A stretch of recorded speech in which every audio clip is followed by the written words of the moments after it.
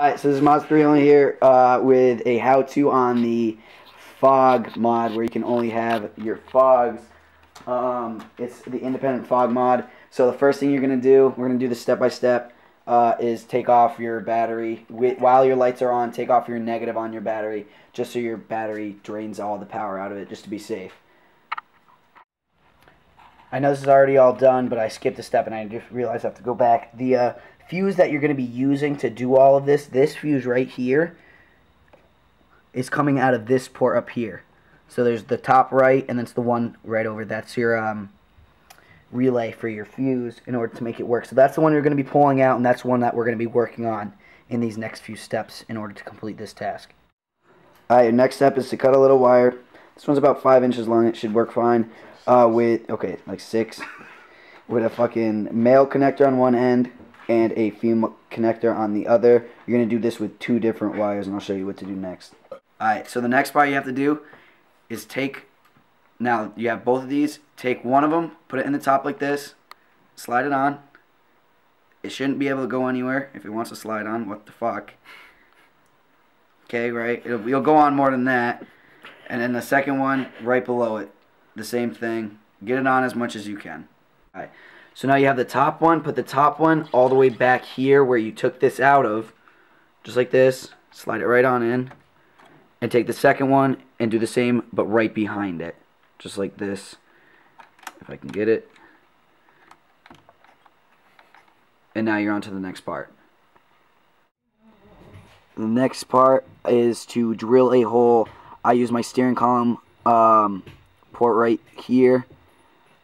It's a little rubber seal. If you drill it just at the perfect size of the wire, when you put the wire through it, it's going to make a watertight seal, and you won't have to worry about any water getting through.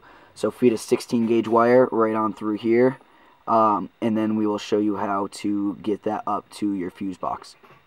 Next part is to take off your front left wheel and also jack up your car, and we will go from there.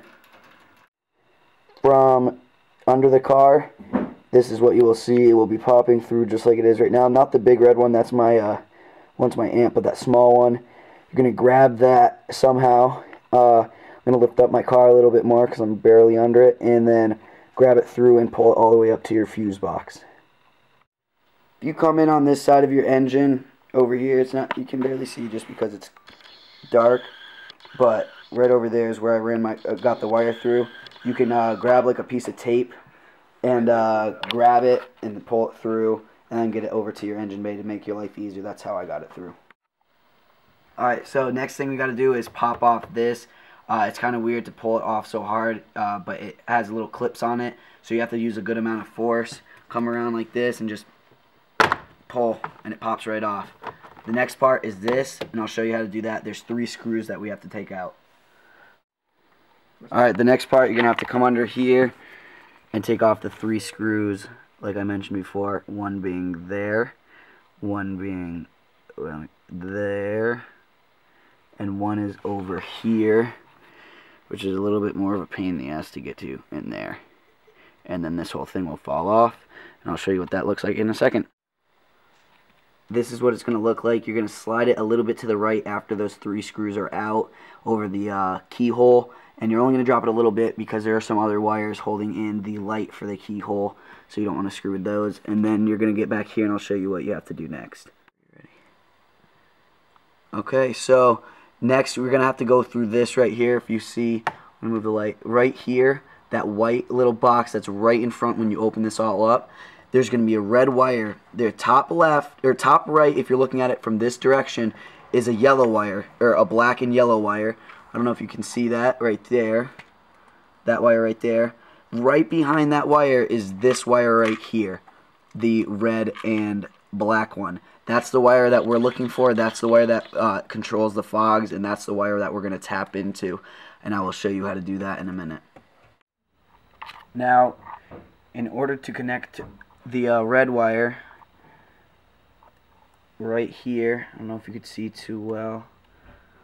I have this white piece of tape. I took the red wire that we just ran through the bottom where we cut a hole for the wire. Ran that wire up here as well, and I stripped or I cut open with a little razor an access point to that red and black wire right there, and attach the two just by like rolling them together. I didn't cut it in half just because we want power to keep going through that red wire, so you have to be really careful when cutting that. And then just put some tape onto it and connect them, and that's how you're going to get the power to that. Make sure there's tape around that because you don't want that shorting out on anything, and then you're on to your next step. So next, this is the red wire coming from inside that we just hooked up to the car on the inside. And we're going to take that wire and connect it on the front part of this right here. Cool. Next, you're going to cut only about like 6 inches more of 6-gauge wire. 16 gauge wire, just like that. And this is going to be the last piece of wire that you need, and I'll show you what you have to do with that next. So with that last wire we just cut, we're going to take it. It's attached right here. It's going to be the one attached. If you see the lettering on this, we're attaching it to the back side of it, the bottom right. So we're taking that wire, attaching it with a female connector to the relay, attaching it to this right here, which is the only part you really have to find somewhere. This was the hardest part for me, and I got it from a friend who follows me on Instagram. I got it from him. It's a mini, like a fuse connector, so it has two 10-amp fuses connected to it. You have to have this. It doesn't work with the bigger ones or anything like that. It has to be the small ones, and that we're going to connect right into the other wire with one of these, and then have the two 10-amp fuses, and you're going to be plugging it into the third slot from this one, so 1, 2, 3. That's where we're going to be connecting it, and that's really all you have to do, and then it works. This thing works out great, and I'll show you what it looks like in a second. So these are it running, guys. Both running good. And that's really it, guys. It's not that complicated. The hardest part for me, or the two hardest parts, were running that wire through there, through the steering column, which isn't hard. It's just a pain in the ass. It's just like hard to get under there. But once you get it through, you're all really set. And then the second part was just finding this thing. The dual mini amp or mini fuse connectors. But other than that, the thing, as you guys saw in the video, wasn't that hard. If you have any questions, let me know. It's not too complicated, so any questions should be pretty basic. Everything I think was pretty well explained. And it comes out really well, and they look great. Again, if you guys have questions, ask me here. Ask me. I'm going to post a link on the Facebook, so if you guys don't mind, follow me on the Facebook. Ask me there, and follow me on Instagram. I can answer you guys within hopefully like 24 hours tops. I get back to you guys pretty fast, I think. But other than that, I hope this should work out for you guys, and tell me if it does. Tell me if you use it. Tell me if you like how it turns out. If there's any problems, let me know, and I'll try my best to help you out. This whole project didn't take me more than an hour, other than the delay of a day to get buy that one piece that I didn't know I needed, the dual relay or dual amp connector. And other than that, everything works out real good. So if you guys don't mind, please like the video, subscribe, show me guys that you really like it by commenting, saying that you guys used it, or if you help somebody out by using it, tell me that as well. It's really good to know that what I'm doing is helping you guys, and it makes me want to do more. That's why I'm coming out with more how-tos and trying to make more stuff for you guys. I have a lot coming out in the future for you guys, and you guys will see within the next few months. And yeah, so again, please subscribe, like my video, follow me on Facebook and Instagram at Mazda 3 only, and have a good rest of your day. Thanks a lot, guys. Remember, Mazda 3 only.